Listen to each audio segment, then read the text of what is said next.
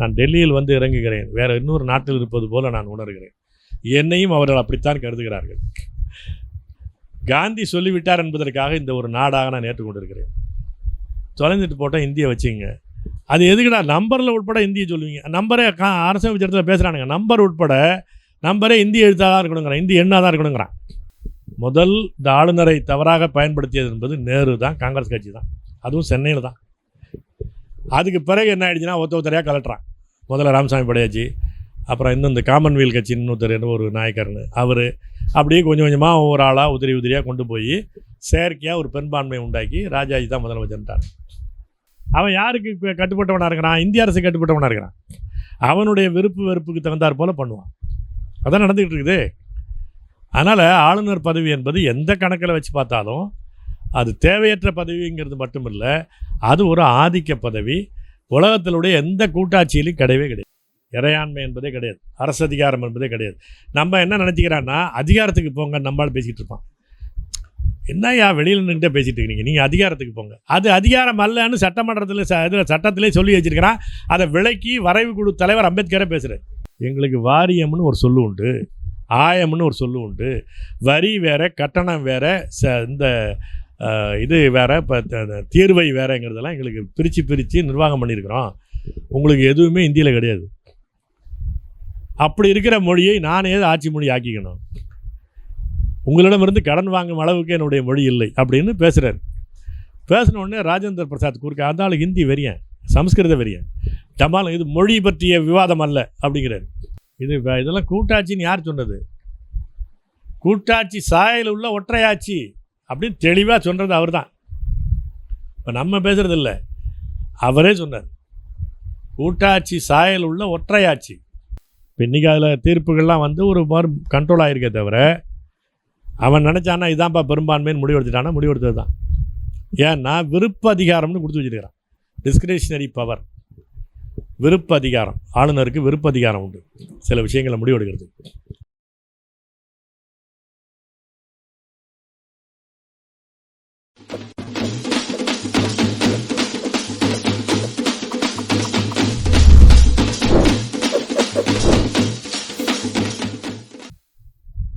ஆளுநர் பதவி கூடாதுங்கிறோம். இதை நீண்ட விவாதத்திற்குரிய நம்ம நிறையா பேசியிருக்கிறோம். அதாவது அம்பேத்கர், நேரு, பட்டேல் கூட ஒரு அறகுறை, இவர்களைப் போல ஃப்ராடு எவனும் கிடையாது. ஞாபகம் வச்சுங்க. அம்பேத்கர் அவர் சமூக நீதி பற்றி நின்றுக்கலாம், சாதி ஒடுக்குமுறை எதிர்த்து களத்தில் நின்றார், அதிலெல்லாம் நமக்கு ஒரு மாற்று கருத்து கிடையாது. இந்த தொழிலாளர் உரிமைகள் சில சட்டங்களுக்கெல்லாம் பண்ணார், அதெல்லாம் நமக்கு ஒன்றும் மாற்று கருத்து கிடையாது. அது மாதிரி ஏகப்பட்ட விஷயம் நேரு பற்றியும் சொல்ல முடியும். ஆனால் அடிப்படையில் இன ஒடுக்குமுறை ஆவணமாக இந்த அரசமைப்பு சட்டத்தை உருவாக்கியதில் இந்த 3 பேருடைய ரோல் என்பது மிக முக்கியமானது. அதில் அவன் என்ன பண்ணுறான்னா, முதல்ல ஆளுநர் பதவி என்பதை எல்லாம் பேசி முடிச்சிட்டானுங்க. நீங்கள் இவனுங்கெல்லாம் ஜனநாயகம் பேசுகிறது இருக்குல்ல, அவங்க ஒவ்வொரு விதியாக எடுத்துகிட்டு வராங்க. இப்போ ஆளுநர் தொடர்பான விதி விவாதத்துக்கு வருது. ஏன்னா வரைவு குழுவினுடைய தலைவர் அம்பேத்கர் தான். எதை எடுத்துகிட்டு வரணும் அப்படிங்கிறத அவர் தான் சொல்லுவார். ஒருத்தர் கூட்டத்தினுடைய தலைவராக ராஜேந்திர பிரசாத் இருப்பார். ஆனால் எதை முன்மொழியணும், எப்போ எதை எடுத்துக்கணும் அப்படிங்கிறதெல்லாம் முடிவெடுக்கிறதுல அவர் வரைவு குழு அதனுடைய தலைவராக அம்பேத்கர் கொண்டு வந்துட்டார். பாஸ் ஆகிடுச்சு. ஏன்னா அதுக்குன்னு என்ன பண்ணிட்டாங்கன்னா, ஒன்று இப்போ மாநிலங்களுக்கு என்னென்ன அதிகாரம் இருக்கணும், இந்திய அரசுக்கு என்னென்ன அதிகாரம் இருக்கணும், சில அந்த பகுதியில் இந்த பழங்குடிகள் அதிகமாக இருக்கிறது இருக்குது, அவங்களுக்கான சிறப்பதிகார பகுதி என்ன. ஏன்னா அவங்களுக்கு மரபான சில அதிகாரங்கள் உண்டு. அவன் பார்லிமெண்ட்டுன்னு சொல்லி, இப்போ நாகாலாந்தில் போய் நீங்கள் பார்லிமெண்ட்டுன்னு சொன்னீங்கன்னா சட்டமன்றத்தை அவன் சொல்ல மாட்டான். அந்த பழங்குடிகளுக்குள்ளே இருக்கக்கூடிய ஒரு மன்றம் இருக்குது, அதுக்கு தான் அதிகாரம் அதிகமாக இருக்குது. இப்போ நீங்கள் பழைய காலத்தில் கிராமத்தில் சொல்லிட்டோம் அப்படின்னா, ஊராட்சி ஒன்றியத்தில் சொல்லிட்டோன்னு அர்த்தம் கிடையாது. ஊராட்சி மன்றத்தில் சொல்லிட்டதுக்கு வேறு அர்த்தம். கிராமம்னா அது வேறு, அது மக்கள் சார்ந்த ஒரு அமைப்பு. அது அந்த மாதிரி பழங்குடிகள் மத்தியில் இருக்குது. இப்போ இதுக்கு ஒரு சட்ட அங்கீகாரம் இல்லைன்னா அது சரியாக வராது. ஏன்னா அந்த பகுதிகளை இணைக்க முடியாது என்பதனால எல்லாம் சேர்ந்து பட்டேல் தலைமையில் அதுக்கான ஒரு குழுவை போட்டாங்க. வல்லபாய் பட்டேல் தலைமையில் ஒரு குழு. அந்த குழு மாநிலங்களை பற்றிய அதிகாரங்களை பற்றி பேசுவது, பழங்குடிகள் சம்பந்தமாக இன்னொருத்தர் தலைமையில், இந்திய அரசனுடைய அதிகாரங்கள் நேரு தலைமையில், இப்படி ஒரு 3 குழுவை போட்டாங்க. அந்த மாநிலங்கள் தொடர்பான குழுவில் ஆளுநர் பற்றிய பிரச்சனை நிறையா வந்துச்சு. அதனால் என்ன பண்ணிட்டாங்கன்னா, ஆளுநருங்கிற அந்த கிளாஸை மட்டும் பேசுகிறதுக்கு தனியாக இன்னும் சப்கமிட்டிக்கு இன்னொரு சப்கமிட்டி போட்டாங்க. அதில் நம்ம வந்து நம்ம அந்த சுப்பராயன் அதில் ஒருத்தர் இருந்தார், நம்ம தமிழ்நாட்டுக்காரர் பா சுப்பராயன், பின்னால் அமைச்சராக இருந்தார்ல 38 அமைச்சரவையில். அவர் வந்து அதில் அமைச்சரவையில் அந்த குழுவில் இருந்தார். இந்த கட்ஜூன்னு இப்போ உச்சநீதிமன்ற நீதிபதியாக இருந்து நிறையா செய்திகள்லாம் பேசுவார். அவருடைய அப்பா அதில் இருந்தார். அவர் இன்னொருத்தர் இருந்தார். 3 பேர் கொண்ட ஒரு துணைக்குழு. அந்த குழு என்ன பரிந்துரை கொடுத்துச்சுன்னா, ஆளுநர் என்ற பதவி அது முதல்ல வேண்டான்னு சொல்லி பார்த்தாங்க. இல்லை அது இருக்கட்டும், அது இருந்தால் தான் ஒரு கண்ட்ரோல் இருக்கும், ஆனால் அவர் தேர்ந்தெடுக்கப்படணுன்ட்டாங்க. எப்படி முதலமைச்சர் தேர்ந்தெடுக்கப்பட்டு வராரோ அது மாதிரி ஆளுநரும் தேர்ந்தெடுக்கப்பட்டு வராங்க. ஏன்னா மற்ற நாடுகள்லாம் என்ன, கவர்னருங்கிறவன் தேர்ந்தெடுக்கப்பட்டு வரவன் தான். இங்கே நம்ம முதலமைச்சருங்கிறால தான் அங்கே ஆளுநருமா. அங்கே அந்த மாதிரி வந்து 2 பேர் இருந்துட்டு போட்டோம், 2 பேரையும் தேர்தல் வச்சுருட்டான். அப்படி தான் அது பாஸ் ஆச்சு. அரசமைப்பு சட்டத்தினுடைய இதுலேயும் அதை நிறைவேற்றிட்டாங்க. அன்றைக்கி நேரு இல்லை பொழுது. பிறகு அடுத்தாப்பில் என்ன வருது, இன்னொரு பிரச்சனை பேசும்போது, இந்த சட்டமன்றத்தில் பெரும்பான்மை பற்றி முடிவெடுக்கிறது யார் அப்படின்ன உடனே ஆளுநர் முடிவெடுக்கலாம், ஆனால் அதை வந்து ஜனநாயக முறைப்படி பண்ணணும்னு அதில் எழுதி வச்சுருக்கிறாங்க. இவர் நேரு இதெல்லாம் பண்ணாதன்ட்டார். அப்போ அம்பேத்கர் என்ன சொல்கிறாருன்னா, அப்போ நம்ம ஏற்கனவே பாஸ் பண்ணிட்டோம் அப்படின்னா பாஸ் பண்ணதை ரீஓப்பன் பண்ணு, முடியாதுன்றாங்க. ஏன்னா அதெல்லாம் ஒன்று ஒன்றா திரும்ப பேசிக்கிட்டுலாம் இருக்க முடியாது அப்படின்னு ஒன்று. அந்த ஆள் ஒரு சூதான வழியை கண்டுபிடிக்கிற பாருங்க நேரு. அந்த கூட்டத்தை அப்படியே ஒத்தி வச்சுட்டு அன்றைக்கி ராத்திரியே அந்த அரசமைப்பு அவையில் இருக்கக்கூடிய காங்கிரஸ் கட்சி உறுப்பினர்களை மட்டும் கூட்டுறான். ஏன்னா அவங்க தான் அதிகம், கிட்டத்தட்ட 75-80 விழுக்காடு காங்கிரஸ் கட்சி உறுப்பினர்கள் தான். இந்த காங்கிரஸ் கட்சி உறுப்பினர்களை அன்றைக்கி ராத்திரியை கூட்டி வச்சுக்கிட்டு அதில் பெரும்பான்மையை வரவழைக்கிறார். அந்த காங்கிரஸ் கட்சி கூட்டத்தில் நேரு பேசுகிறது பார்த்திங்கன்னா, கருணாநிதி வழக்கமாக நம்ம ஆளுகளோட கண்ணீர் கதையெல்லாம் விடுவார் பாருங்க, அந்த மாதிரி பேச்சு அது மகா கேவலமாக இருக்கும். அதெல்லாமே வந்திருக்கு, தமிழ்லேயும் வந்திருக்குன்னு தான் நினைக்கிறேன். நீங்களாம் அந்த இதை தட்டினீங்கன்னா தானாக வரும். அதில் நேரு பேச்சு படு கேவலமான பேச்சு. என்ன பண்ணுறாருன்னா, தனக்கும் அந்த உறுப்பினர்களுக்குமான உறவு இருக்குல்ல, இவரை பற்றி ஒரு மதிப்பு இருக்குல்ல, இதை மிஸ்யூஸ் பண்ணுறாரு. நேரு அதில் பேசுகிறார், நான் உங்களோட எவ்வளோ நாளாக இருக்கிறேன், என்ன பண்ணிருக்கிறேன், என்ன இப்போ அப்படி பண்ணிக்கிறேன், இப்படியெல்லாம் பேச ஒன்று அவன் அசையறான். அப்படி பெரும்பான்மையை உண்டாக்கி, அதுவும் ஒரு ஓட்டு பெரும்பான்மை தான், பெரும்பான்மையை உண்டாக்கி அதில் அப்போ என்ன ஆயிடுச்சுன்னா, மாற்று கருத்து உள்ளவர்கள் பேசலாம், ஆனால் வாக்களிக்கிற போது ஆளுநர் என்பவர் அமர்த்தப்படுகிற பதவி தான், தேர்ந்தெடுக்கப்படுகிற பதவி என்பதை நீக்கிடுங்க, மாற்றிடுங்க என்று ஏற்க வச்சுட்டார்.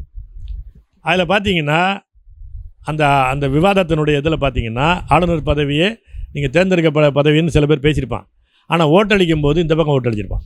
ஏன்னா கட்சிக்குள்ளே முடிவெடுத்து கொண்டு போகிறான். அது ஒரு ஃப்ராடு.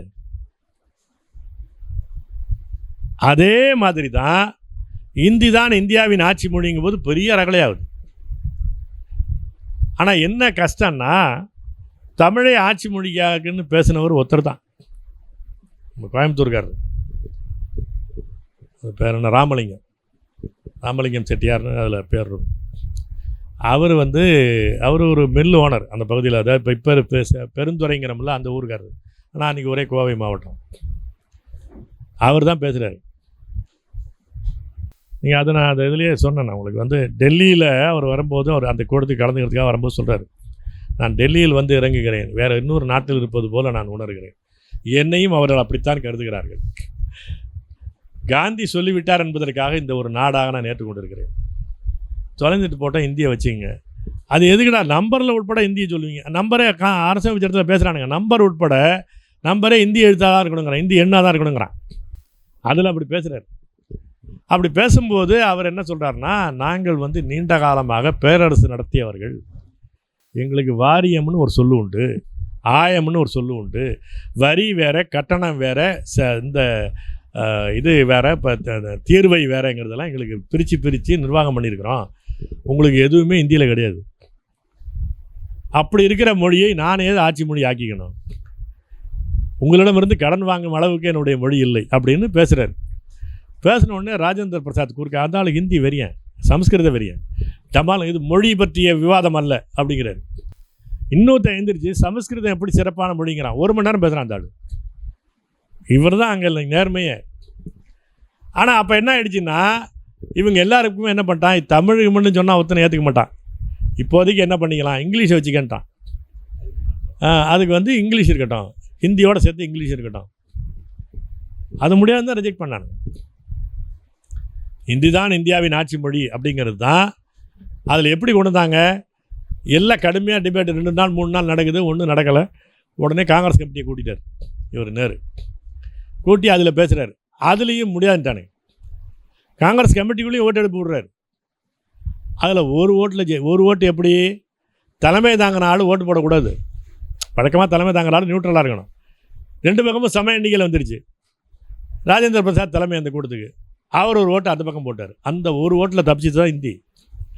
இப்போ இன்னி வரல நமக்கு எவ்வளோ பெரிய பிரச்சனைகள் நிற்கிறான். அந்த இந்த இதுவே தெரியாதுல்ல நமக்கு. ஜனநாயகத்துக்கு விரோதமாக பண்ணது தான். ஆனால் ஜனநாயக ஜோதின்னு வானுங்க நேருவை. அதுவே கூடாதுன்றான் இவன். அதை தாண்டி சமஸ்கிருதத்தை வச்சுக்கங்கிறான். இப்போ ஆளுநர் பதவி என்பது நீங்கள் இவங்க கையெழுத்து போட்டால் தான் முடியும் அப்படிங்கிறது இருக்குது. இவன் பெரும்பான்மைன்னு முடிவெடுத்தால் தான் முடியும். இப்போ இன்றைக்கி அதில் தீர்ப்புகள்லாம் வந்து ஒரு மாதிரி கண்ட்ரோல் ஆகிருக்கே தவிர, அவன் நினச்சானா இதான்ப்பா பெரும்பான்மைன்னு முடிவெடுத்துட்டானா முடிவெடுத்தது தான். ஏன்னா விருப்ப அதிகாரம்னு கொடுத்து வச்சுருக்கிறான். டிஸ்கிரிஷனரி பவர், விருப்ப அதிகாரம். ஆளுநருக்கு விருப்ப அதிகாரம் உண்டு சில விஷயங்களை முடிவெடுக்கிறது. இந்த விருப்ப அதிகாரம் என்பதை அவர் பண்ணுவார். அதை தொடக்கத்திலிருந்து அதை அப்படி தான் பயன்படுத்தியிருக்காங்க. முதல்ல சென்னை மாகாணம் அப்போ ஒரே மாகாணமாக இருந்தபோது ராஜாஜி எப்படி முதலமைச்சராக வந்தார், இந்த வழியில் தான் வந்தார். அவர் அதுக்கு முன்னாடி கவர்னர் ஜென்ரலாகவே இருந்துட்டார். நீங்கள் வந்து வைஸ்ராயின்னு இந்த இவர் வெளியில் போன பிறகு இவர் முதல் இந்திய வைஸ்ராய்ங்கிறது வந்து இவர் தான் கவர்னர் ஜென்ரலாகவே இருந்தவர் ராஜாஜி. அவர் அந்த உயர் பதவியில் இருந்தவரை ஒரு நெருக்கடி காரணத்தை என்னென்னா இவர் டக்குன்னு இங்கே முதலமைச்சராகிறாங்க 52 முதல் தேர்தல்லையே. ஏன் அப்படின்னா இங்கே வந்து எதிர்கட்சி கூட்டணி, அங்கே அன்றைக்கி கம்யூனிஸ்ட் கட்சி நம்பர் 1 கட்சி. நீ இப்போலாம் யோசிச்சு பார்த்தா ஒன்றுமே இல்லை, 2 சீட்டுக்கு தொங்கிட்டு இருக்கிறான். 67 எம்எல்ஏ இருந்திருக்கிறான். 67 ஆந்திராவும் சேர்ந்து இருந்தால் கூட தமிழ்நாட்டு பகுதியிலே அதிக எம்எல்ஏ 67 எம்எல்ஏ இருந்திருக்கிறாங்க. அப்புறம் இந்த காமன்வெல்த் கட்சி, இவர் ராமசாமி படையாச்சி கட்சி, இது மாதிரி இப்போ ஒரு 4-5 கட்சிகள்லாம் சேர்ந்து இது பண்ணாங்க. அவங்கெல்லாம் சேர்ந்து ஒரு அமைச்சரவை அமைக்கிறதுக்கு பெரும்பான்மை இருக்குது. ஏன்னா அவங்கெல்லாம் தேர்தலுக்கு முன்னாடியே கூட்டணியாக போனவங்க. ஒரே கூட்டணியாக இருந்து தேர்தலில் நின்று ஜெயிக்கிறாங்க.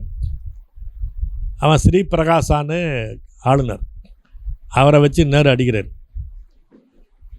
அதெல்லாம் பண்ணாத, காங்கிரஸ் அமைச்சரவைக்கு கூப்பிடு, நீ வந்து அவகாசம் கொடு பெரும்பான்மை ஆக்கிக்கிறதுக்கு. அப்படி கொண்டு வரானுங்க. முதல் இந்த ஆளுநரை தவறாக பயன்படுத்தியது என்பது நேரு தான், காங்கிரஸ் கட்சி தான், அதுவும் சென்னையில் தான். அதுக்கு பிறகு என்ன ஆகிடுச்சுன்னா ஒருத்தரையாக கலட்டுறான். முதல்ல ராமசாமி படையாச்சி, அப்புறம் இன்னும் இந்த காமன்வெல்த் கட்சி இன்னொருத்தர் ஒரு நாயக்கர்னு அவர், அப்படியே கொஞ்சம் கொஞ்சமாக ஒவ்வொரு ஆளாக உதிரியாக கொண்டு போய் செயற்கையாக ஒரு பெரும்பான்மையை உண்டாக்கி ராஜாஜி தான் முதலமைச்சர்ன்ட்டார். இப்போ அதனால் இந்த ஆளுநர் பதவி அப்படிங்கிறது வந்து ஒரு மேலாதிக்க பதவி. இப்போ அவன் என்ன செய்கிறான், அதுக்கு ஒரு நியாயம் என்ன சொல்கிறான்னா, இவங்களை வந்து யார் கண்ட்ரோல் பண்ணுறது? சரி, இந்திய அரசை யார் கண்ட்ரோல் பண்ணுறது? இந்திய அரசை வந்து குடியரசுத் தலைவர் கண்ட்ரோல் பண்ணுவாரா? குடியரசுத் தலைவரை இந்திய அரசு கண்ட்ரோல் பண்ணுதா? இந்திய அரசு தான், இந்திய அமைச்சரவை தான் குடியரசுத் தலைவர் கண்ட்ரோல் பண்ணுது. அவங்க சொல்லப்படி தான் நடந்தது. அரசமைப்பு சட்டப்படியே சொல்கிறேன் நான். அமைச்சரவை சொல்லுக்கு குடியரசுத் தலைவர் கட்டுப்பட்டவர், அதுக்கு மேலே ஒரு எழுத்து பேச முடியாது. இப்போ நம்ம வந்து இந்த பேரறிவாளன் இவங்களுடைய மரண தண்டனை பிரச்சனையில் அவர் அப்துல் கலாம் என்ன அதிகபட்சம் பண்ண முடிஞ்சிச்சு, அந்த கோப்பை அங்கேயும் அனுப்பலை இங்கேயும் அனுப்பலை வச்சுக்கிட்டார். ஏன்னா உள்துறை அமைச்சகத்துக்கு அனுப்பிட்டா அவர் அப்படி தான் அனுப்பணும். உள்துறை அமைச்சர் ஒரு கடிதம் வந்துச்சுன்னா அப்புறம் அவர் கையெழுத்தே போட்டாகணும். அதனால் என்ன பண்ணிட்டார்னா மற்ற ஃபைலில் அனுப்பிக்கிட்டு இருந்தார், இதை அனுப்பாமல் வச்சுட்டார். அவ்வளோதான். அவர் இருந்தவரெலாம் அப்படியே தப்பிச்சிச்சது. அந்த காலதாமதத்தையும் ஒரு காரணமாக காமிச்சு தான் நம்ம வந்து பேரறிவாளனுக்கு விடுதலை வாங்கணும், பிறகு எல்லாருக்கும் வாங்கணும் வச்சு. இப்போ அந்த இது என்னென்னா அதிகபட்சம் அவரால் செய்யக்கூடியது அவ்வளோதான். ஆனால் இந்த மாதிரியான பிரச்சனைகள் தாமதப்படுத்தலாம், மற்ற சட்டங்களெல்லாம் அவர் தாமதப்படுத்த முடியாது. பண்ணிங்கன்னா நீங்கள் என்னன்னு திரும்ப பதில் சொல்லுங்கன்னு கேட்டுருவான். அதனால் குடியரசுத் தலைவருக்கான சிறப்பு அதிகாரம்னு தனியாக கிடையாது. ஆனால் ஆளுநருக்கு சிறப்பு அதிகாரம் கொடுத்து வச்சுருக்கான், விருப்ப அதிகாரம் கொடுத்து வச்சுருக்கிறான். அவர் என்ன பெரும்பான்மையை பற்றி அவர் முடிவெடுக்கணும்னா அப்புறம் நிறையா வழக்குகள் போய் தான் இப்போ நம்ம நேரு அப்படி பண்ணார் சொல்ல. இப்போ முதல்ல அது மாதிரி நிறையா போச்சு. இந்திரா காந்தி இருக்கும்போது தலைவிரிகோலமாக நடந்துச்சு. எதிர்கட்சி அமைச்சரவை எல்லாத்தையும் தூக்கி போட்டுச்சு. ஒரே காரணம் என்ன தெரியுமா? நான் பார்லிமெண்ட் எலெக்ஷன் ஜெயிச்சிட்டேன். இப்போ இந்த ஒரே நாடு ஒரே தேர்தல் கதை இருக்குது பாருங்கள், அது இந்திரா காந்தி ஆரம்பிச்சு வச்சது. அவன் என்னன்னா அங்கே எல்லாமே எனக்கு போட்டாங்க, அப்போ நீ மாநிலத்தில் நீ திரும்ப ஓட்டு ஆதரவு மக்கள் ஆதரவு பெற்றிருக்காங்க, திரும்ப ஓட்டுக்கு வச்சு தான் நீங்கள் முடிவு பண்ணி ஆகணும், எதனே நான் கலைக்கிறேன் அப்படின்னு. இந்த அம்மா பார்லிமெண்ட்டில் ஜெயிச்சதுனால ஏற்கனவே வேறு ஜெயிச்சு எதிர்கட்சிருக்காம அவனால் கழிச்சிச்சு. ஒரே காரணம் அதுதான் சொல்லிச்சு. 10 மாநிலங்களை கழிச்சாங்க. அதை தான் போய் இப்போ வழக்குக்கு போய் எஸ்ஆர் பொம்மை வழக்குன்னு போய் ஃபேமஸ். அது 13 நீதிபதிகள் இருந்து ஒரு மிக அரிதாக நடந்த ஒரு வழக்கு. அதில் தான் பேசுனாங்க. அதை மேற்கோள் காட்டி தான் இப்போ இந்த மசோதாக்களில் கையெழுத்து போடுறது, இந்த இவங்களை பல்கலைக்கழகத்துக்கு ஆளுநரை இவர் இல்லை வேந்தர் இல்லை என்ற பில்லுலாம் இருக்குல்ல, இந்த பிரச்சனையெல்லாம் எப்படி வந்துச்சுன்னா அந்த தீர்ப்பை மேற்கோள் காட்டி தான் இங்கே மகாதேவன் பெஞ்சு கொடுத்துச்சு. ஆனால் சட்ட நடைமுறையில் என்ன வச்சுருக்கிறான், இன்றைக்கும் திருத்தாமல் அவங்க விருப்ப அதிகாரம் தான் வச்சுருக்கிறான். இப்போ அவங்க நீதிமன்றம் என்ன சொல்லிட்டு இருக்கிறாங்கன்னா, நீ உங்கள் இதில் பேசுகிறீங்கன்னா என்டி ராமராவ் அப்படி வந்தபோது பண்ணிச்சு இந்திரா காந்தி. பாஸ்கர் ராவ்னு ஒரு ஆளை பிடிச்சிச்சு. இந்த பாஸ்கர் ராவுடைய மகள் தான் ரேணுகா தேவி, இன்றைக்கி காங்கிரஸ் கட்சியில் பெரிய ஆளாக இருந்துகிட்டு இருக்குது. அந்த பாஸ்கர் ராவ் என்டி ராமராவ் கட்சியில் அவருக்கு அடுத்த நடையில் மந்திரியாக இருந்தவர். அவரை இந்திரா காந்தி பிடிச்சிருச்சு. இப்போ எல்லாம் பிடிக்கிறானுங்கல்ல, அது மாதிரி குதிரை பேரங்கிறான், ஒட்டக பேரம்லாம் சொல்கிறான்ல, அது மாதிரி பிடிச்சிருச்சு. அவரோட ஒரு 7-8 பேர் எம்எல்ஏ வந்தான். ஆனாலும் இந்திரா அந்த பாஸ்கர் ராவை முதலமைச்சர்னு அறிவிச்சிச்சு. பாஸ்கர் ராவுக்கு அப்பயும் பெரும்பான்மை இல்லை. வெயிட்டிங்கில் போட்டான் ஆளுநர். போட்டு நீ அப்படியே தள்ளிக்கிட்டே இருக்கிறான். 1 மாதங்கிறான், 2 மாதங்கிறான், தள்ளிக்கிட்டே இருக்கிறான். என்டி ராமராவ் பெரிய கிளர்ச்சி வெளியில் பண்ணிக்கிட்டு இருக்கிறார். வழக்கம் போட்டார். அந்த வழக்கில் தான் என்ன சொன்னான்னா, இவர் என்ன பண்ணிட்டார்னா, எம்எல்ஏ பெரும்பான்மை என்டி ராமராவ் அப்பயும் இருக்குது. ஆள் பிடிச்சி வச்ச பிறகு கூட பாஸ்கர் ராவுக்கு பெரும்பான்மை கிடைக்கல. அதனால் இவர் என்ன பண்ணிட்டார்னா, கேட்டை தள்ளிக்கிட்டு கவர்னர் மாளிகைக்குள்ளே உள்ளே போயிட்டார். என்டி ராமராவ் போயிட்டு எல்லாரையும் வரிசையாக நிறுத்துறார். இந்த எண்ணிக்கைங்கிறார். இந்த எண்ணிக்கையாக பெரும்பான்மை எடுத்தா இருக்குது. எண்றதுக்கு கிளார்க் அனுப்ப மாட்டேங்கிறான் அந்த கவர்னர். அதெல்லாம் முடியாதுங்கிறான். இப்படி ஒரு பெரிய ஷோடவுனே நடந்துச்சு. அது எல்லாத்தையும் படம் எடுத்து அப்புறம் சுப்ரீம் கோர்ட்டில் போட்டாங்க. அப்புறம் சுப்ரீம் கோர்ட்டில் என்ன சொன்னாங்கன்னா, பெரும்பான்மையாக இல்லையாங்கிறத தீர்மானிக்கிற இடம் சட்டமன்றமே தவிர ஆளுநர் மாளிகை அல்ல அப்படின்னு அதில் தான் தீர்ப்பு வந்துச்சு. சட்டமன்றத்தில் ஒரு ஆள் சொல்கிறான் பெரும்பான்மைன்னு, அதை நான் எப்படி நம்புறதுன்ட்டான். அது ஒரு அருணாச்சல பிரதேச கேஸ். அது ஒரு 2 ஆண்டுக்கு முன்னாடி தான் முடிஞ்சிச்சு. அது ஏன் அப்படின்னா அதுலேயும் ஒரு சிக்கல் இருக்குது. சபாநாயகர் இந்த கட்சிக்கு ஆதரவாக தானே இருப்பான். புரியுதா? நம்ம ஊரில் நடந்தது தானே. இப்போ ஜானகி ஜெயலலிதா பிரிஞ்ச போது என்னெல்லாம் நடந்துச்சு, எவன் பெரும்பான்மைன்னு எவனுக்கும் தெரியாது. அப்படி ஒரு சபாநாயகர் இருந்துக்கிட்டு வானலாவே அதிகாரம்லாம் சொல்லிட்டு இருந்தார். அப்போ அந்த மாதிரியான சில பேர் இருப்பா தானே. இப்போ அதை காரணமாக வச்சுக்கிட்டு அது அயோக்கியனுக்குள்ளே போட்டி, அவர் சபாநாயகராக ஆளுநரான்னு அவர் அதை வச்சுக்கிட்டு நான் தான் முடிவு பண்ண வேண்டாம், அதெல்லாம் முடியாதுன்ட்டாங்க. இப்போ திரும்பவும் அது வழக்கு வந்துருக்குன்னு வச்சிங்களா, திரும்ப அது இதாகிருக்கு. இப்போ இந்த இந்த இந்த பதவி இருக்கிற வேலை அந்த பிரச்சனை இருந்துக்கிட்டா இருக்கும். நம்ம என்ன சொல்கிறோம், அதுக்கு பெரும்பான்மை என்பதை சட்டமன்றத்தில் தீர்மானிச்சுக்க. அவருக்கு பதவி பிரமாணம் செய்து வைக்கிறதுக்கு ஆளுநர் தேவையில்லை. அன்றைக்கி இருக்கிற தலைமை நீதிபதியே போதும். ஏன்னா ஆளுநருக்கே தலைமை நீதிபதி தான் பதவி பிரமாணம் செஞ்சு வைக்கிறார். அது ஒரு சடங்கு. விஜய் ஆகிய நான் இருக்குல்ல, அதுக்கு என்னதுக்கு ஒரு ஆள் அன்றைக்கி போயிட வேண்டியதானே. அதுக்கு ஆளுநர் தேவையில்லை. அவ்வளோ பெரிய மாளிகை, அவ்வளோ பெரிய செலவுலாம் தேவையே கிடையாது. அப்படி ஒரு பதவியே தேவையில்லை. அதை அன்றைக்கு இருக்கக்கூடிய அந்த மாநிலத்தினுடைய தலைமை நீதிபதி செஞ்சு வச்சுட்டு போயிட்டா போதும். அதான் அது ஒரு நாள் சடங்கு. அதுக்கு மேலே எந்த அதிகாரமும் அவனுக்கு இருக்க வேண்டியதில்லை. அப்படின்னா அப்படி ஒரு ஆளுநர் பதவி தேவையில்லை. இதுதான் நம்ம சொல்கிறோம். அதனால் ஆளுநர் பதவி தேவையில்லை அப்படிங்கிறது. இப்போ நம்மகிட்ட குறுக்க ஒரு கேள்வி என்னென்னா, இப்படியெல்லாம் அங்கங்கே செக்கு வைக்கும்போதே இந்த ஆட்டம் ஆடுறானுங்க. நீங்கள் ஒன்றுமே எல்லாம் விட்டிங்கன்னா இவன் வந்து தலைவர் குலமெல்லாம் நிற்பான். திமுக, அண்ணா திமுக, இப்போ விஜய் அடுத்தடுத்து வரவான்ல. அப்படி பண்ண முடியாது. அதுக்கு மக்கள் தான் லகான் வைக்கணுமே தவிர எவன்கிட்டயே கொடுத்துட்டு அப்புறம் அவனை கண்ட்ரோல் பண்ணுறது யார்? அவன் யாருக்கு கட்டுப்பட்டவனாக இருக்கிறான்? இந்திய அரசு கட்டுப்பட்டவனாக இருக்கிறான். அவனுடைய விருப்பு வெறுப்புக்கு தகுந்தாற் போல் பண்ணுவான். அதான் நடந்துக்கிட்டு இருக்குது. அதனால் ஆளுநர் பதவி என்பது எந்த கணக்கில் வச்சு பார்த்தாலும் அது தேவையற்ற பதவிங்கிறது மட்டும் இல்லை, அது ஒரு ஆதிக்க பதவி. உலகத்தினுடைய எந்த கூட்டாட்சியிலும் கிடையவே கிடையாது. இப்போ இதில் அமெரிக்காவில் கவர்னர்னு இருக்கிறான் அப்படின்னா அவன் தேர்ந்தெடுக்கப்படுவான். இங்கே முதலமைச்சர் மாதிரி அவன் நேரடியாக தேர்ந்தெடுக்கப்படுவான். அங்கெல்லாம் வந்து என்னென்னா எம்எல்ஏக்கள் கூடி முதலமைச்சர் தேர்ந்தெடுக்கிற மாதிரி இல்லை, அப்படி கிடையாது. கவர்னரை டைரெக்டாக ஓட்டு போட்டுருவான், எம்எல்ஏக்கும் டைரெக்டாக ஓட்டு போட்டுருவான். அப்படி வச்சுருக்கான் அங்கே சிஸ்டம். எனவே அங்கே வந்து தேர்ந்தெடுக்கப்படக்கூடியவர் அவர். நம்ம இங்கே ஆளுநர்னு சொன்னதுனால அங்கே நம்ம எதையும் அதையும் போட்டு குழப்பிக்கூடாது. அவன் முதலமைச்சருங்கிற இடத்த தான் ஆளுநர்னு வச்சுருக்கிறான். இப்போ நீங்கள் அமெரிக்காவில் பிரதமர்னு ஒருத்தன் கிடையாது, நேராக குடியரசுத் தலைவர் தான், ட்ரம்ப்பு தான். அதுக்கு கீழே மற்ற அமைச்சர்கள் தான். எனவே அப்படி, ஏன்னா அவர் நேரடியாக தேர்ந்தெடுக்கப்படுறார், நேரடியாக மக்களாக தேர்ந்தெடுக்கப்படுறார். இப்போ அந்த மாதிரியான ஒரு ஒரு இது வச்சுருக்கிறேன். அது இது ஒன்றும் கிடையாது. அது எந்த இடத்துலையுமே கூட்டாட்சி இருக்கிற இடத்துல தேர்ந்தெடுக்கப்படக்கூடிய ஒரு ஆட்சிக்கு மேலதிகாரம் உள்ள நியமன பதவி, அமர்த்தப்படுகிற பதவி என்ற கவர்னர் பதவி எங்கேயுமே கிடையாது. அப்படி இருந்தால் அது கூட்டாட்சியே கிடையாது. இதை வந்து கடுமையாக விவாதிக்கிறாங்க அமைச்சர் இதில் அரசமைப்பு சட்ட அவையில். அதில் படுமோசமாக பதில் சொல்லி மடக்கிறவர் அம்பேத்கர் தான். அம்பேத்கர் என்ன பேசுகிறாரு, இது கூட்டாட்சின்னு யார் சொன்னது? அப்போ தான் முதல்ல உண்மையை வெளியே வருது. இதெல்லாம் கூட்டாட்சின்னு யார் சொன்னது? கூட்டாட்சி சாயல் உள்ள ஒற்றையாட்சி அப்படின்னு தெளிவாக சொல்கிறது அவர் தான். இப்போ நம்ம பேசுகிறது இல்லை, அவரே சொன்னார்.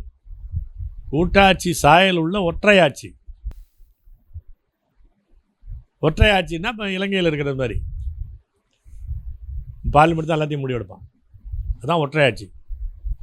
சட்டமன்றம்னு ஒன்று இருக்குல்ல, அது சும்மா முனிசிபாலிட்டி இருக்கிற மாதிரி தான்.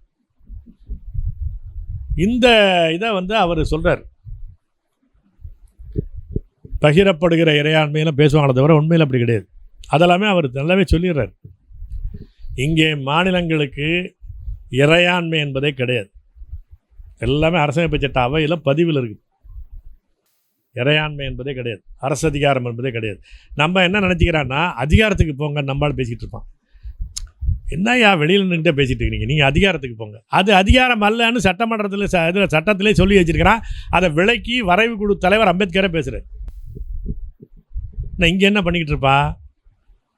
அம்பேத்கர் வரைந்த அரசமைப்பு சட்டம் புனிதமானது. அரசமைப்பு சட்டத்தை நீங்கள் கேள்வி கேட்டிங்கன்னா அம்பேத்கரே குறை சொல்கிறீங்களான்னு கேட்பான். இது இது இது இது புனிதம் கற்பிச்சிட்டிங்கன்னு வச்சுங்க, அது சௌரியம் இல்லை. அப்போ அதுலேருந்து அவன் எப்படின்னா, இவனை எதிர்த்து நீங்கள் பேசுனீங்கன்னா தேச விரோதி என்னவான், அரசமைப்பு சட்டத்தை எதிர்த்து பேசுனீங்கன்னா நீ தலித் விரோதி என்னவான். அவன் எல்லாத்துக்கும் ஒரு பிராண்ட் ரெடியாக வச்சுருக்கிறான். அவர் பண்ணதே எதுனா, அவர் வந்து இந்த சமூகத்திலிருந்து அவ்வளோ பெரிய உயர் பதவிக்கு வந்ததை நீங்கள் விரும்பவில்லை, சகிக்கவில்லை அப்படின்னு இது ஏதோ பேசிக்கிட்டு இருப்பான். என்ன சொன்னார் சொல்லு பார்ப்போம். இப்போ ஆளுநர் பதவி என்பதில் பட்டேலை விட கேவலமாக நடந்து கொண்டவர்கள் நேரு, அதுக்கு ஆதரவாக நின்றவர் இவர் அம்பேத்கர். இது கூட்டாட்சி கிடையாது. இவங்க மாநிலத்தை கண்ட்ரோலில் வைத்துக் கொள்ளணும். It's not a federal polity. நீங்கள் அதெல்லாமே இப்போ இதுலேயே இருக்குது, நீங்கள் வீடியோவிலே இருக்குது, நீங்கள் பார்க்கலாம். ஒரு நல்ல ஒரு அழகான குரல் இருக்கும் அவருடைய, அம்பேத்கருடைய. இது ஒரு வித்தியாசமான குரல். அது அதை பேசியிருப்பார். It's not a federal polity, unitary in essence, federal in form, எல்லாம் அவர் தான் சொல்கிறார். அப்போ இந்த ஆளுநர் பதவி என்பது அதோடு சேர்ந்து வந்திருக்கிறது என்ன, தேர்ந்தெடுக்கப்பட்ட ஆட்சியை கலைக்கிற அதிகாரம், அதுவும் சேர்ந்து அதிலே வந்துருக்கு. 356ங்கிறான். 356 தான் நமக்கு எல்லாருக்கும் தெரியும். 365ன்னு ஒன்று இருக்குது. அது எப்படின்னா, இப்போ நீங்கள் வந்து இப்போ ஸ்வச் பாரத்ன்றான், அப்புறம் அந்த கல்வி இதில் வந்து இந்தியில் நிறையா சொல்கிறான், அதை நாங்கள் செயல்படுத்த முடியாது, மும்மொழி கொள்கையை செயல்படுத்த முடியாது அப்படின்றான். முடியாதுன்னா உனக்கு கொடுக்க வேண்டிய 200 கோடி நான் தர முடியாதுன்னு நிறுத்தினால. இப்போ இன்னி வேலை நிறுத்தி வச்சுருக்கிறான். ஏன்னா நீங்கள் அந்த பள்ளிக்கூடத்தில் பிஎம் ஸ்ரீ பள்ளிக்கூடம் தொடங்கணும், அந்த பள்ளிக்கூடத்தில் மும்மொழி கொள்கையை கொண்டு வந்துடணும், அது இந்தியை ஒரு மொழி பாடமாக கொண்டு வந்தாகணும். அப்படி இங்கே இருமொழி கொள்கை தான் இருக்குது, 2 மும்மொழி வேணும் அப்படின்னு சொல்கிறான். இவங்க ஏற்றுக்கலான்னொடனே பணத்தை நிறுத்துகிறான். அமித்ஷாவிட்ட திரும்ப திரும்ப போய் சண்டை போடுறாங்க இவங்க. இந்த தர்மேந்திர பிரதான் இப்போ அவர் தான் வெளியே நீக்கணுன்ட்டு போராட்டம் நடந்துகிட்டு இருக்குல்ல, தர்மேந்திர பிரதான் என்ன சொல்லிட்டாரு, நான் அரசமைப்பு சட்டப்படி தான் நடந்து கொண்டு இருக்கிறேன், இதில் சட்ட மீறல் எதுவும் இல்லைன்ட்டான். உண்மை, அது உண்மை. ஏன் அப்படின்னா அவன் அதை தாண்டி சொல்கிறான். அமித்ஷா என்ன சொல்கிறான்னா, தபார் 365 பயன்படுத்தி உன்னை கலைக்காமல் இருக்கிறதே நான் ஜனநாயகத்தை பாதுகாக்கிறேன்னு அர்த்தம், ஆளை விடுன்ட்டான். ஏன் 365 என்ன சொல்லுதுன்னா, ஒரு நிர்வாக ஒரு சுற்றறிக்கையை இந்திய அரசு ஒரு மாநில அரசுக்கு அனுப்பி அதை ஒரு மாநில அரசு செயல்படுத்த மறுத்தால் ஒரு விளக்க கடிதம் கேட்டு அந்த விளக்கமும் ஏற்கவில்லைன்னு சொன்னால் 365 படி அந்த ஆட்சியை கலைக்கலாம். அதை வச்சிருக்கிறான். ஆட்சி கலைப்பு விதி ஆளுநர் வழியாகவும் வச்சிருக்கிறான், ஐஏஎஸ் வழியாகவும் வச்சிருக்கிறான். புரியுதா? வெறும் இப்போ 356ங்கிறது ஆளுநர் வழியா. ஒரு ஐஏஎஸ் அதிகாரி சுற்றறிக்கை மறுத்தனா உடனே உள்துறை அமைச்சகம் ஒரு கடிதம் போட்டு க்ளோஸ் பண்ணிட்டு போயிடலாம் ஒரு ஆட்சி, தேர்ந்தெடுக்கப்பட்ட ஒரு ஆட்சியை. அது 365. இதுக்கு பேர் ஜனநாயகங்கிறான், இதுக்கு பேர் கூட்டாட்சிங்கிறான். ஆட்சி கலைப்பு அதிகாரம் இருந்தது எந்த உலகத்தில் எந்த கூட்டாட்சியில் இருக்குது? தேர்ந்தெடுக்கப்பட்ட மாநில ஆட்சி. இப்போ இன்றைக்கி கலிஃபோர்னியா மாநிலம் இருக்குது, கிட்டத்தட்ட எல்லாமே ஒரே மொழி, ஆங்கிலோ சாக்சன் மொழி தான், வேறு மொழி பேசுகிறவங்களாம் அங்கே கிடையாது. ஆனாலும் கூட்டாட்சி முறை இருக்குது அங்கே அமெரிக்காவில். அவன் கலிஃபோர்னியா மாநிலம் என்ன பண்ணிட்டான், ஒரு ட்ரம்ப்புக்கு ஏதோ ஒரு கடிதம் எழுதுறான், அந்த ஆள் ஏதோ இது பண்ணுறது நிதி சம்பந்தமான ஒரு பிரச்சனை. இதற்கு மேல் போனால் நாங்கள் சட்டமன்றத்தில் தனிநாட்டு கொடியை ஏற்றி தனிநாடுன்னு டிக்ளேர் பண்ணுவோன்னு சொல்கிறான். அப்படி சொல்லி தீர்மானம் நிறைவேற்றி அந்த மாகாண ஆளுநர் வந்து ட்ரம்ப்புக்கு அனுப்புகிறான். ஒன்றும் ஆட்சியை கலைக்க முடியாது. இப்படி நீங்கள் சொன்னீங்கன்னா ஆட்சியை கலைச்சிடலாம். ஆனால் அவன் சொல்கிறான் கட்சி கலைக்க முடியாதுன்னு. கலைக்கிறதுக்கான அதிகாரம் எவனும் கிடையாது, தேர்ந்தெடுக்கிறதில் அவன் இருந்து தான் ஆகணும். அவன் அந்த சட்டமன்றத்துக்குள்ளே பெரும்பான்மை இழந்தால் தான் மாறுமே தவிர, அதுவும் கூட இன்னொரு ஆட்சி வரும். நீங்கள் பல நாடுகள் என்ன வச்சுருக்கிறான்னா, நம்பிக்கையில்லா தீர்மானம் வச்சிங்கன்னா கூட, நம்பிக்கையில்லா தீர்மானம் போட்டுட்டு ஒருத்தரை நீக்கினா மட்டும் ஆகாது, அவருக்கு பதிலாக இவருக்கு பெரும்பான்மை இருப்பதற்கு வாய்ப்பு இருக்கிறது என்று நீங்கள் சொன்னீங்கன்னா தான் நம்பிக்கையில்லா தீர்மானத்தை முன்வைக்க முடியும். அங்கே ஒரு வேக்கண்ட்டாக ஒரு இடம் இருக்காது, காலியாக ஒரு இடம் இருக்காது. இவர் இல்லைன்னா அவர் ரெடியாக இருக்கிறாருங்க, அவருக்கு பெரும்பான்மை இருக்குது அப்படி நீங்கள் சொல்லி காட்டணும். இதை முடிச்சுட்டு உனக்கு பெரும்பான்மை இருக்கான்னு அடுத்த தீர்மானம் போடுவான், அதில் நீங்கள் ஜெயிச்சு வந்துடலாம். ஜெயிக்கலன்னா 2 பேருக்கு இல்லை, அப்போ தேர்தல் வையின்ட்டு போயிடுவான். புரியுதா? ஜெர்மனியில் அதுதான் 3 முறை வச்சுட்டான். இப்போ ஜெர்மனியில் இப்போ அந்த தலைமை அமைச்சருக்கு என்ன ஆயிடுச்சுன்னா, அது கட்சி ஒரு ஏகப்பட்ட பின்னல் கூட்டணி. ஓட்டு போடும்போது ஒரு கூட்டணி மாறி ஓட்டு போடுவான், பேசுகிறதெல்லாம் ஒன்றா பேசுவோம். அப்படி ஒரு 2 தடவை நடந்துச்சு. 3வது தடவை தோற்று போன பிறகு தான் வந்து தேர்தல் வைக்கிறோன்னு போனாங்க. அது வரையிலும் முயற்சி பண்ணுறான். ஏன்னா சும்மா விளையாட்டுத்தனமாக தேர்தல் வைக்க முடியாது, அதுக்குள்ளே பெரும்பான்மை எப்படி இருக்குன்னு பார்க்கணும்னு நினைக்கிறான். யாருக்கும் கலைக்கிற அதிகாரம் கிடையாது. ஆனால் இங்கே வச்சுருக்கிறான், எந்த கூட்டாட்சியிலையும் கிடையாது, எந்த கூட்டாட்சி முறையிலையும் கலைக்கிற அதிகாரம் கிடையாது. இதெல்லாமே பேசுகிறாங்க. அவர் அதுக்கு இவர் அம்பேத்கர் என்ன சொல்கிறாருன்னா, ஒரு ஆளுநராக இருப்பவர் வந்து ஒரு நல்ல கண்ணியமிக்கவராக இருப்பார், அரசியலுக்கு அப்பாற்பட்டவராக இருப்பார். நீங்கள் எல்லாத்தையுமே சந்தேகப்பட்டீங்கன்னா எப்படி தான் பண்ணுறது அப்படின்னு போட்டு அமுக்கிறாரு. முடிஞ்சு போச்சு. ஏன்னா முதல்ல அப்படி தான் வச்சானுங்க, அப்புறம் நாள் ஆக ஆக தான் எவனுக்கெல்லாம் சீட்டு கொடுக்க முடியல, அவனுக்கெல்லாம் ஆளுநராக போட்டு விட்டானுங்க.